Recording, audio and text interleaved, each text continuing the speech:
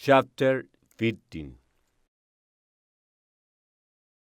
The summer and winter following the Frost King incident I spent with my family in Alabama, I recall with delight that homegoing. Everything had budded and blossomed. I was happy. The Frost King was forgotten when the ground was strewn with the crimson and golden leaves of autumn, and the mouse sentence rapes that covered the abode at the end of the garden were turning golden brown in the sunshine. I began to write a sketch of my life a year after I had written The Frost King. I was still ostensibly scrupulous about everything I wrote. The thought that what I wrote might not be absolutely my own taunted me. No one knew of these fears except my teacher. A strange sensitiveness prevented me from referring to the Frost King, and often when an idea flashed out in the course of conversations, I would spout softly to her, "I am not sure it is mine." At other times, in the midst of a paragraph I was writing, I said to myself, "Suppose it should be found that all this was written by someone long ago," and impeached fear clutched my hand, so that I could not write any more that day. And even now I sometimes feel the same uneasiness and disquiet. Miss Sullivan consoled and helped me in every way she could think of. But the terrible experience I had passed through left a lasting impression on my mind, the significance of which I am only just beginning to understand. It was with the hope of restoring my self confidence that she persuaded me to write for the John's Companion a brief account of my life. I was then 12 years old. As I look back on my struggle to write that little story, it seems to me that I must have had a prophetic vision of the good that would come of the undertaking, or it also certainly had failed. I wrote timidly, fearfully, by resolutely urged on by my teacher, who knew that if I persevered, I should find my mental foothold again and get a grip on my faculties. To the time of the Frost King episode, I had led the unconscious life of a little child. Now my thoughts were turned inward, and I beheld things invisible. Gradually, I emerged from the penumbra of the experience with a mind made clear by trial and with a true knowledge of life. The chief event of the year 1893 were my trip to Washington during the inauguration of President Cleveland and visits to Niagara and the World's Fair. Under such circumstances, my studies were constantly interrupted on and often put aside for many weeks, so that it is impossible for me to give a correct account of them. We went to Niagara in March 1893.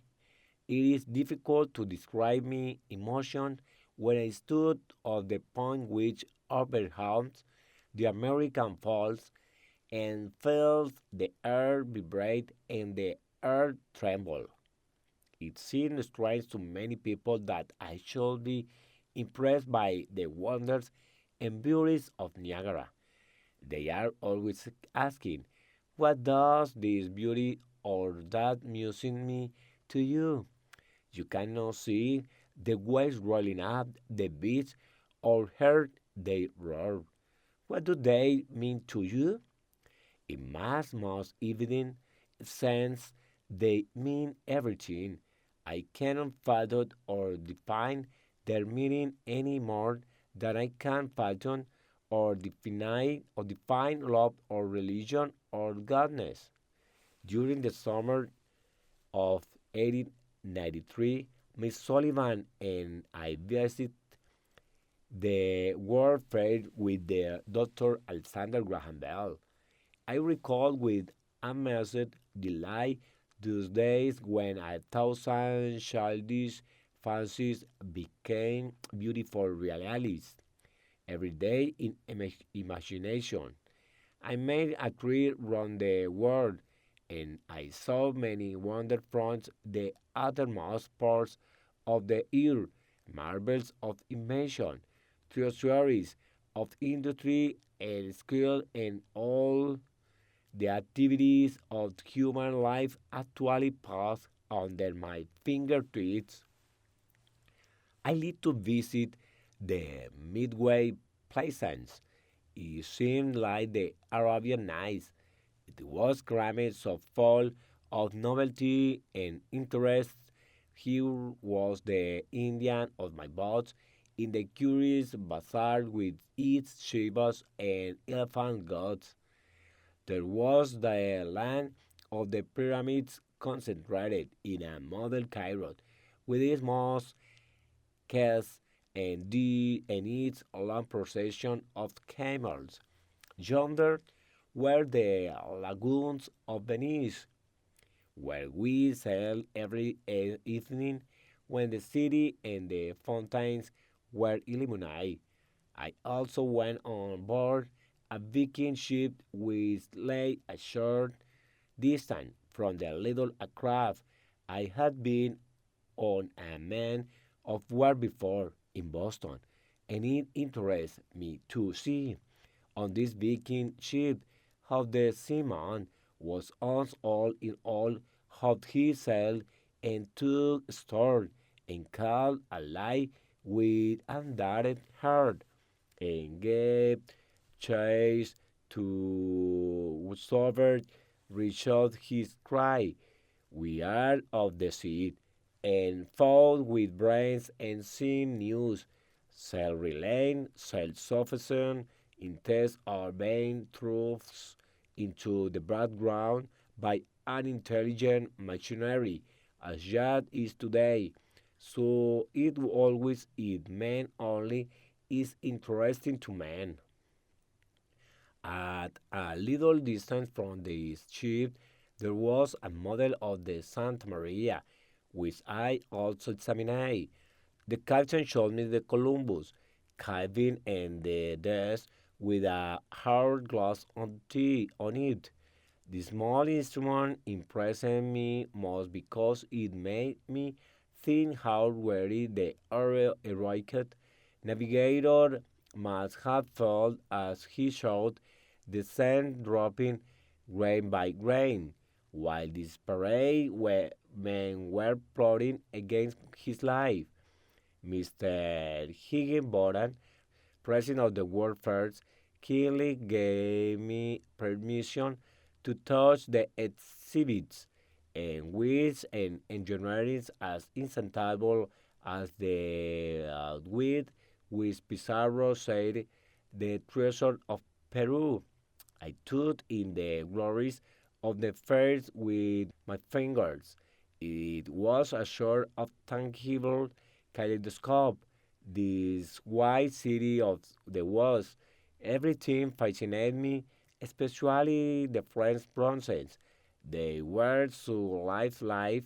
I thought they were angel vision which the artist had caught and bound in early forms.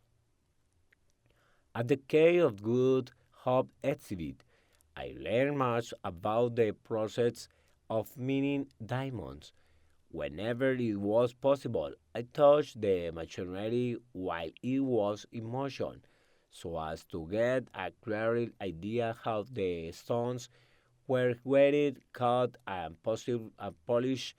I shared in the washing for a diamond and found it myself, the only true diamond, they said, that was ever found in United States.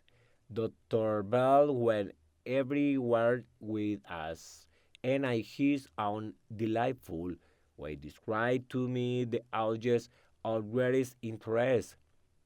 In the electrical building, we examined the telephones, autophones, phonographs, and other inventions, and he made me understand how it is possible to send a message on wires that mock space and outrun time, and like Prometheus, to draw fire from the sky. We also visited the anthropological department, and I was much impressed in the reliefs of the ancient Mexico, in the root stone implements that are not so often the only record on an age, the simple monuments of nature's on leather children. So I thought as I fingered them that seemed bound to last while the memorials of kings and saints crumble in dust away, and the Egyptian mummies, which I shrank from touching. From these reliefs, I learned more about the progress of man than I have heard or read since. All these experience then agreed many new terms to me vocabulary, and in the 3 weeks I spent at the first, I took a long leap from the little child's interesting fairy tales and toys to the appreciation of the real and the illness in the world they were.